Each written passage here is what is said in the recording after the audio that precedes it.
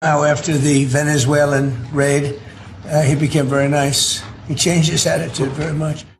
It's Ken Harbaugh with the Midas Touch Network. That was Donald Trump commenting on the attitude of President Petro of Colombia.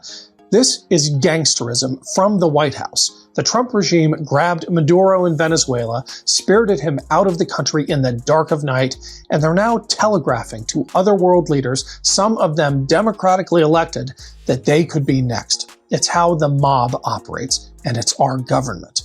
I'm not defending Maduro. I am actually glad he's gone, but his regime in Venezuela is still intact. Americans are less safe there now than they were before, per U.S. State Department warnings. And the people of Venezuela are still being violently repressed, albeit by a government that is now friendlier to Trump.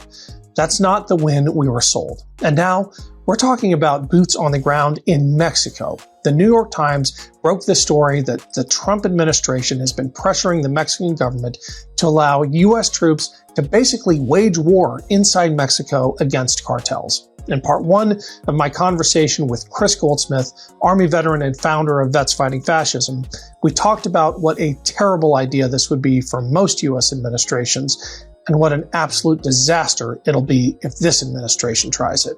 In part two, we get into some of the historical context. The most successful examples of taking down cartels, and Colombia is a good case study, have been when the U.S. has supported local forces with intel and advisors and financial support. But U.S. boots on the ground, especially in this part of the world with a long memory of American interventionism, is not something anyone should wish for. Here's part two of my conversation with Chris Goldsmith.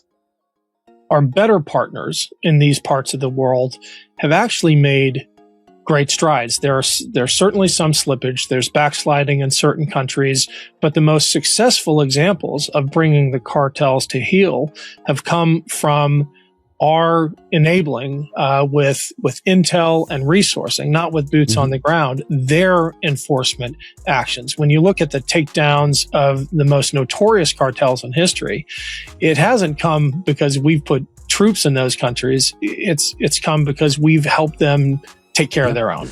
Yeah, and we all know that Mexico is struggling to handle this problem. And that there are issues of corruption, throughout the Mexican government, that no one is absolved from guilt from these things.